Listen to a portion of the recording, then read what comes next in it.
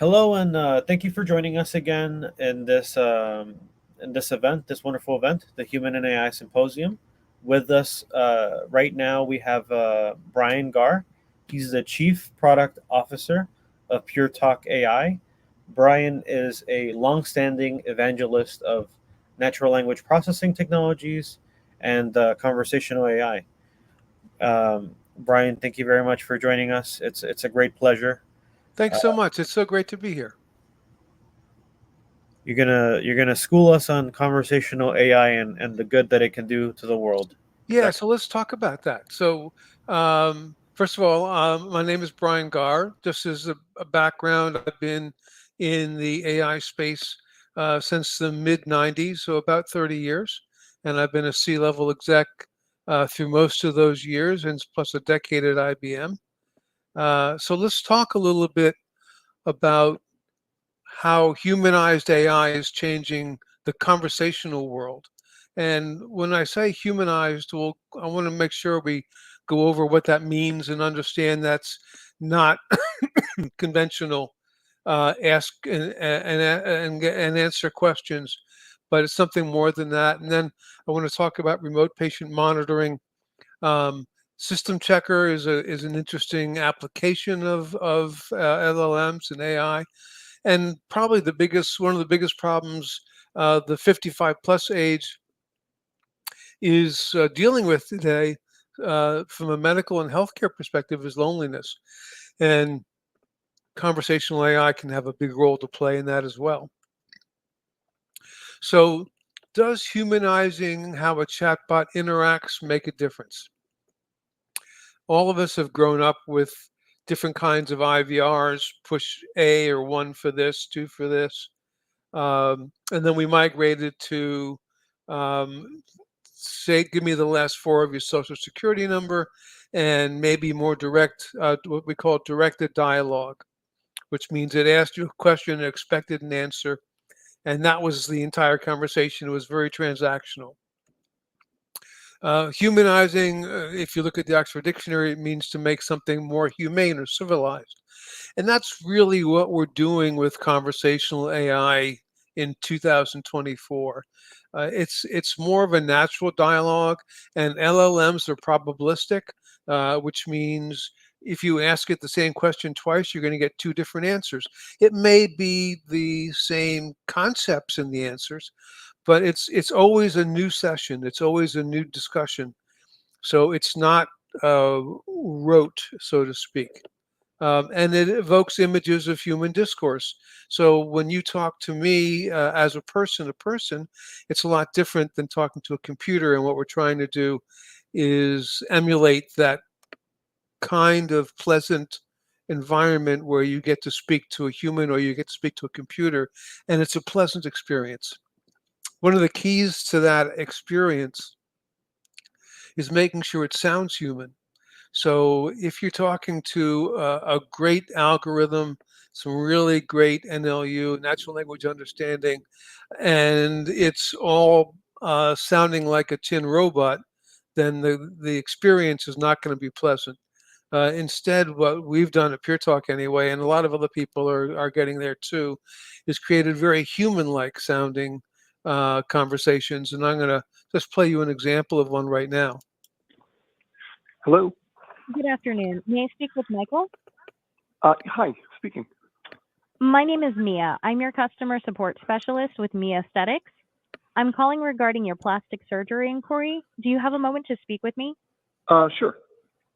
Excellent. Thanks for calling. Appreciate it. This is interesting. I'm excited to talk to you more about your body goals and how Mia Aesthetics can help you achieve them. To get started, I just need to confirm the information on your account. Can you please confirm your date of birth and email?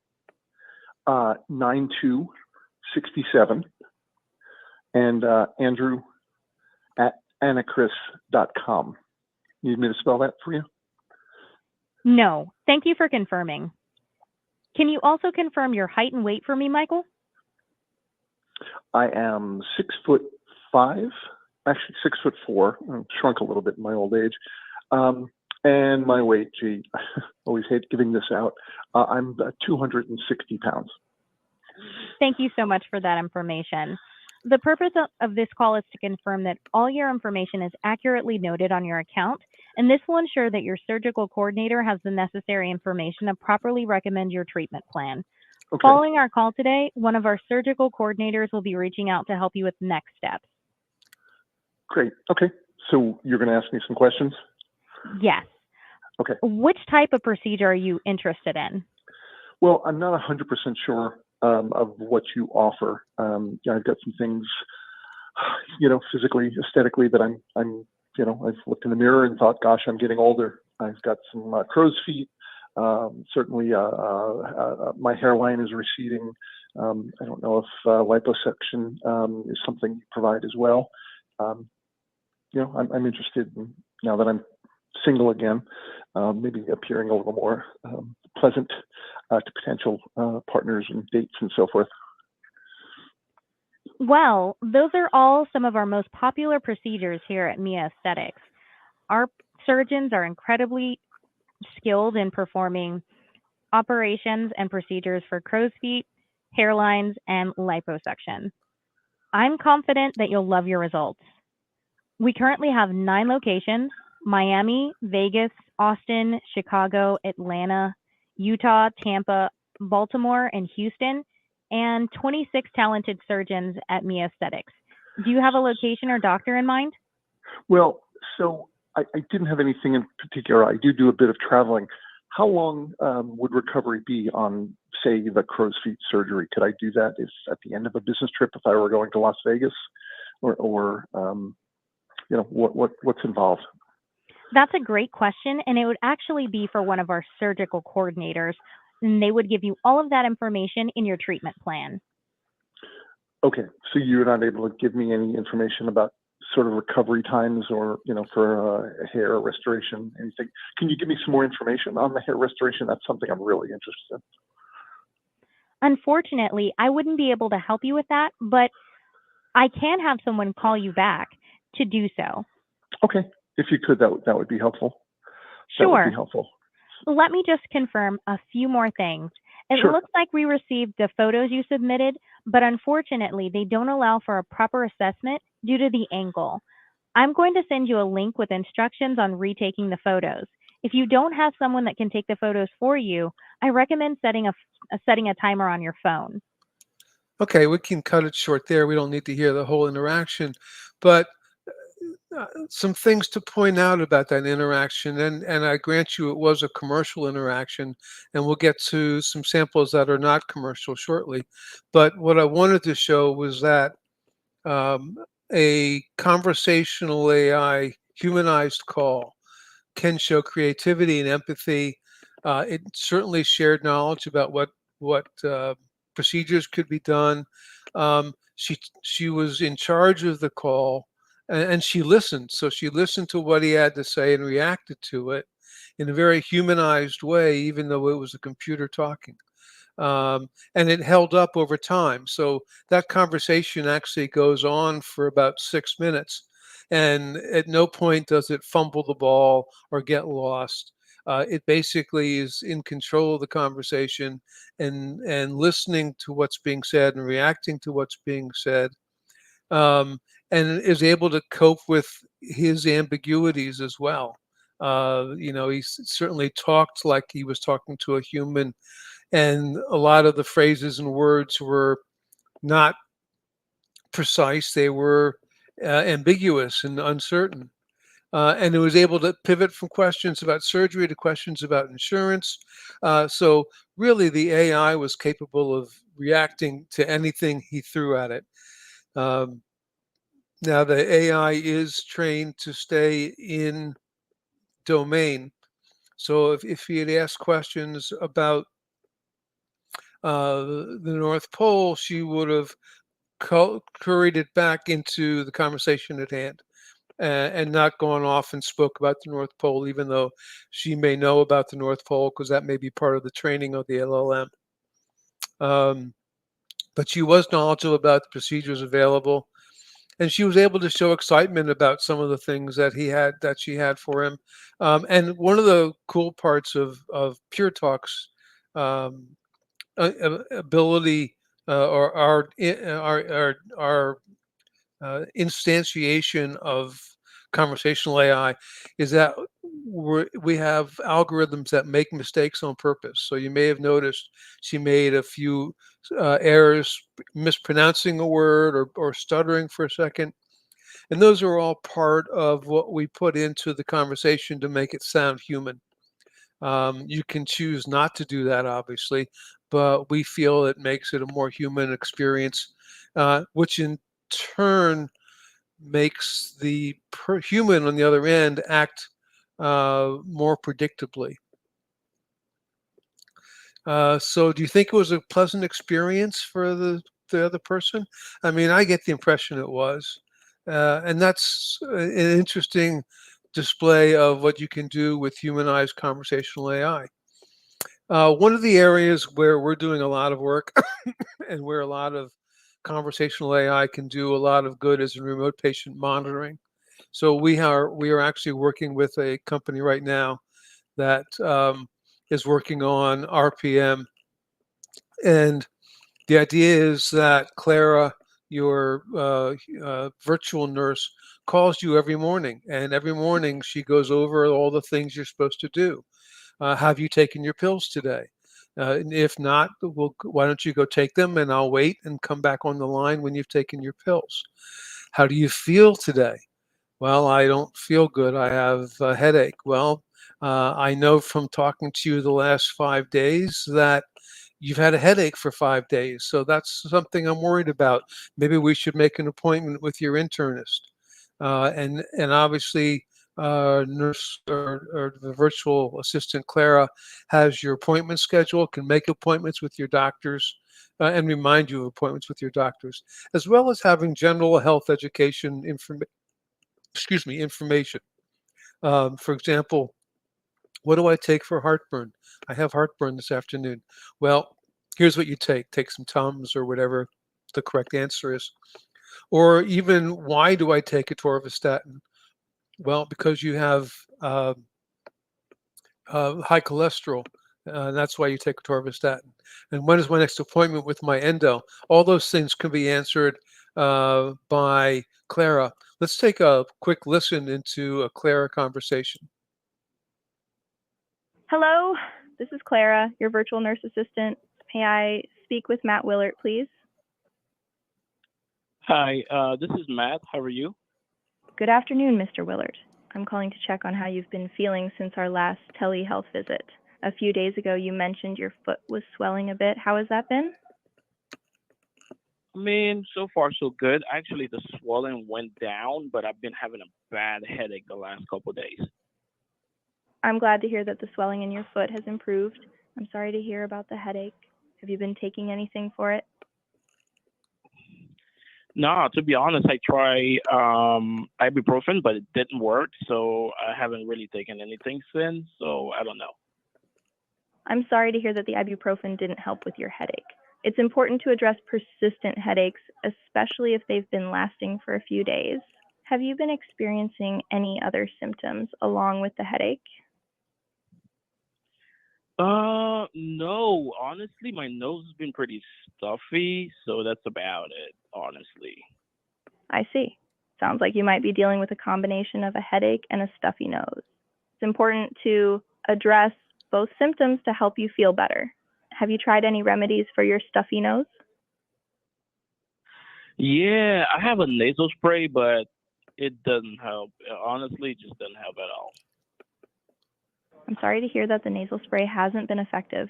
It's important to address both your headache and stuffy nose to help you feel better. I recommend discussing these symptoms with your healthcare provider to explore other treatment options. Would you like me to assist you in scheduling an appointment to address these concerns? I thought I had an appointment already. I see that your next appointment with Dr. Jones is scheduled for May 15th at 12:45 p.m. at his Scottsdale clinic. I have added this to your calendar in the Easy Digital application and will remind you as we approach the visit. Okay, cool. So listen, I wanted to ask you. I know I'm taking a couple of medications, but I don't remember. I don't remember which medication I'm taking. I understand it can be challenging to keep track of multiple medications. me provide you with a quick overview of your current medications. You are currently taking lisinopril for blood pressure management, lithium carbonate for bipolar disorder, atorvastatin for cholesterol management, and metformin for diabetes management. Oh, cool. I didn't even know. Honestly, I haven't been taking my medication. Maybe that's probably why I have a headache, though. It's important to stay consistent with your medication regimen to effectively manage your health conditions. Missing doses can indeed lead to symptoms like headaches. I recommend getting back on track with your medications as prescribed to help improve your overall well-being. If you need any assistance or have any questions about your medications, feel free to reach out. All right, no problem. Thank you so much. And what did you say your name was again? My name is Clara. If you have any more questions or need further assistance, feel free to reach out. Take care and have a great day. All right, Clara. I will talk to you tomorrow. Thank you for your time, Mr. Willard. Take care and don't hesitate to contact us if you need anything. Have a great day. So I think that's a great conversation because she really listens to him and reacts to his needs. And that's all automated, which I think is just incredible. So let's change the conversation a little bit and talk about another well-used AI that's helping people today, and that's symptom checkers. So symptom checkers take a lot of forms. They can be text-based, they can be audio-based, audio video based. But the idea is that if you give someone or you give a computer a list of your ailments, it can figure out what you most likely are suffering from. Now, obviously, you almost always want to follow that up with a visit to your doctor. So again, we're very careful not to replace the doctor and always place the doctor in the middle of a conversation about your health. But this is something people may want to do for themselves just because they want to say, well, I don't want to call the doctor just because I have a headache or because I have a couple of symptoms. Let's see what the computer thinks they are first. And then if it's something, then I'll call the doctor. Oops, sorry about that. So this is something called the WebMD Symptom Checker. And it's freely available on the web at WebMD. And the idea is that you type in your symptoms, and based on your symptoms, the symptoms you type in, it tells you how strongly it feels about its diagnosis. So, for example, I typed in pain in toes and finger joints, psoriasis, and joint swelling, and results was it has a moderate idea about what's wrong with me. And then if I go to the next page and I type in that I also have localized plaque Christmas tree distribution, now it has a strong idea of what's wrong to me. So based on the number of symptoms I give it and obviously the parameters as defined in databases, it can have a moderate, strong feeling about what's wrong with me. In this case, it came up with this diagnosis of a disease I can't pronounce, but it's based on all the different things, and then it shows you what else it could be. So the strongest match was for this rosacea disease, and then the secondary of strong was psoriasis. Moderate match was eczema. Moderate match was dermatitis, and moderate match was Lyme disease. So it doesn't try to give you one result; it gives you multiple results, and sort of gives you an N best, meaning it grades from the top down, and you can decide what you want to do with that information. It doesn't try to tell you what to do with that information. So let's talk about seniors and loneliness for a second. 16 million American seniors live alone. These numbers are all for the U.S., by the way. And the statistic on this page that blows my mind is where it says loneliness can be as dangerous to your health as smoking 15 cigarettes a day. And that just blows my mind because I happen to live in a 55 plus community, and most people here live alone. Most people here moved in with a spouse and lost that spouse for one reason or another. And so among seniors, living alone is a big problem. It's one of the reasons why people created these 55 plus communities, where seniors living alone can join a community and be with other seniors who are in the same kind of atmosphere, and form communities.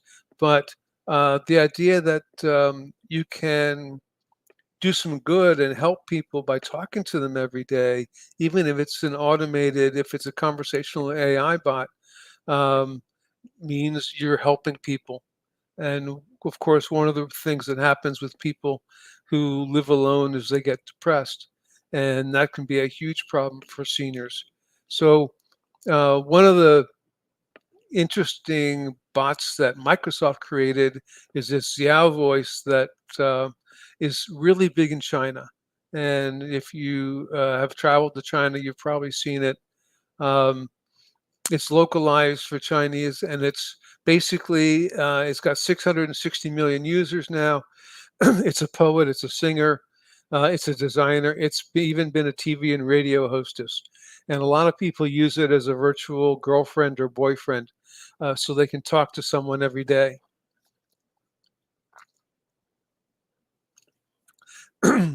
So it's amazing how ensconced this is in China at this point.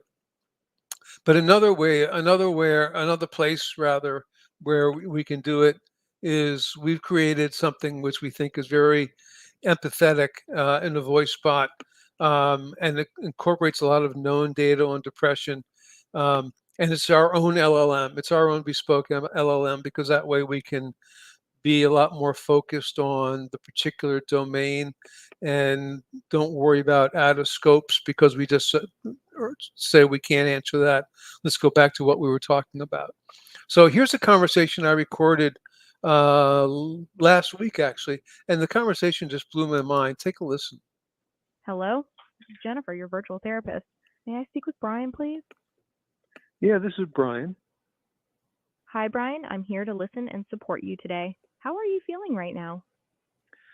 Well, I'm a little depressed, I think. It's really hot out, and I haven't played pickleball in a long time, and I have very little energy. I'm sorry to hear that you're feeling down, Brian. It sounds like the heat and not being able to play pickleball are affecting your mood. It's tough when things we enjoy are disrupted. How have you been coping with these feelings lately?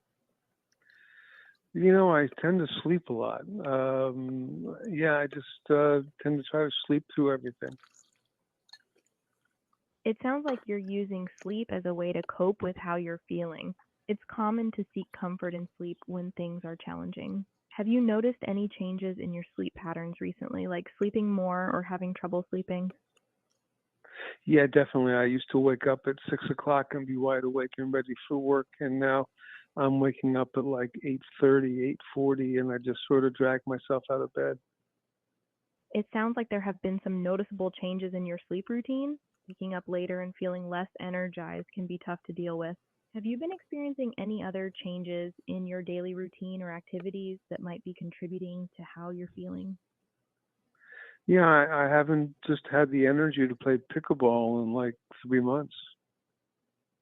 It must be challenging to not have the energy to engage in activities you enjoy, like playing pickleball. It's important to acknowledge how that can impact your mood and overall well being. Have you thought about trying any small activities or hobbies that might help lift your spirits, even if it's just a little bit? Well, I do walk. I know I need exercise, so I do try to walk probably 3 or 4 times a week. That's great to hear that you're incorporating walking into your routine. Exercise can have a positive impact on mood and energy levels. It's a good step towards taking care of yourself. Have you noticed any difference in how you feel after going for a walk? Yeah, I mean, I usually have more energy, and I'm usually more looking forward to the day after I walk. It's wonderful to hear that walking is helping you feel more energized and positive about the day ahead. It's important to celebrate these small victories and recognize the positive impact they have on your well being. Keep up the good work. Is there anything else you'd like to share or discuss today? No, but I really appreciate you listening, and it's been a great call. I appreciate it. I'm glad I could be here to listen and support you, Brian. Remember, I'm here whenever you need to talk. Take care of yourself and have a great day. Okay, bye-bye. Thank you for reaching out. So again, I just think that call is incredible. She was empathetic. She gave me sound advice. It was very human sounding. At no point did I feel like I was talking to a computer. And her mood changed with mine. When I said I was feeling better after walking, she got excited. And I just can't talk highly enough about what the experience that I felt having that conversation. So that's hopefully giving you some idea of how well um, conversational AI in the LLM era can work with humans to have meaningful conversations. So at this point, let me open it up for questions. Well, that was excellent, Brian. Certainly a novel case to be able to provide a scope and have the chatbot assistant, whatever the agent, the virtual agent, kind of curve you back into the conversation within the scope of what you're trying to accomplish. And yeah, it's certainly incredibly beneficial for people that are aging, that have no family, that even nurses that there's not enough of them. Right, There's so exactly. much extensive training, and this would certainly help them keep track of which patients are staying at home or getting treatment remotely. Yep. Um, there's somebody, Babab is talking about. Last time I was this shocked to see something so realistic was when I saw the trailer of a video game called Unrecord. Imagine the integration of this level of AI functionality with games like those. Yeah, I mean, the interesting thing, and as I said, I've been in this space for 30 years, and I've worked with the gaming space, and the bottom line is the gaming developers don't want to spend the money or the time to bring in real AI at this point. Uh, right now, all the gaming companies are having a tough time making a living, and so the investment required to bring in and redevelop their scenarios so that they're AI infused. I don't think anyone's ready to do that at this point. As I said, I've been talking to the gaming community for at least the last 10 years about AI. I've seen that some games have incorporated small features like generative AI to give different storylines or respond in Right. dynamic ways. But no, this is really interesting. I don't even know how to critique or ask further questions. It's just such a complete thing. Does this have, apart from having a determined dialogues, does this have some history or like memory kind of? As episodic has two kinds of memories. So it remembers all the past conversations, and those are included, and it also remembers the current conversation unto itself. So it has a deep memory that helps it to answer your questions. And remember at the beginning of Clara, she said, "I noticed that 3 days ago you were complaining about." I think your ankle, it said, and how's it feeling now? So memory is a big part of being of conversational AI, a good conversational AI experience. Let me ask you this. For well, first, let me just put Alina saying that this is pretty incredible. This could also do a lot of work in consumer insights. Um, Absolutely, yes, very true. what are the safety guidelines, or where are the ethical considerations with this kind of solution? In the previous presentation with Rupa, we were talking about when you personify a machine, what are the potential repercussions of maybe falling in love, or you said a boyfriend girlfriend, or even having unreasonable attachment to these kinds of solutions? Are there any guidelines that you have to kind of navigate with this new sort of tech? So our ethical guidelines, and we have a document that lays out our ethical guidelines, are more around being safe with your data and being safe with conversations and not letting anybody else take them for marketing purposes and things like that. Okay. So we do have a full ethical document as part of the company bylaws, if you will. But it's not around falling in love. It's more around being safe with your data, and making sure that we don't use it for bad purposes, like trying to clone someone's voice Mm. illegally and things like that. Or pretend you're a family member and Right. say send me money. Um, Joseph is saying that the extent of human likeness should be balanced by use case. I mean, I don't know how you guys handle that, but it's a fair point. So again, the areas where we play are areas where humanized conversation is the right answer. Mm. Uh, Generally, that there has not been humanized AI in that sector before. So most of our customers are greenfield. They're customers that have not used AI before. Um, so we're discovering with them the best places to use conversational AI and how useful it can be. And sometimes our clients come up with new ways that we haven't even thought of that are wonderful ways of helping with conversational AI. I appreciate that the first thing that the agent says is, I am a virtual caller. So I think as long as that's a proactive communication that leads to conversation, I think at some point you um, prime the person to know that this is an artificial agent. Yeah, we're always ready to say we're an artificial agent. We say that at the drop of a hat because we don't want to try to fool people. We want people to have a good experience. Hmm. Well, if there's no further questions, I mean, I thoroughly enjoyed this. I thought it was incredibly interesting. The first one was a little was not as smooth, but the second and the third were absolutely just Right. you you you would not be able to tell the difference. Um, I mean, you could, but there are people that talk like that. Right. So Yeah, and I think it's a phenomenal technology, and it has the potential to do a lot of good. yeah, for sure. Well, thank you, Brian. Thank And you. if you guys have any further questions, feel free to connect with Brian through LinkedIn. Um, he's pretty quick to respond. We're going to take a short break and then we're going to get on with the next one. Thanks a lot, everybody.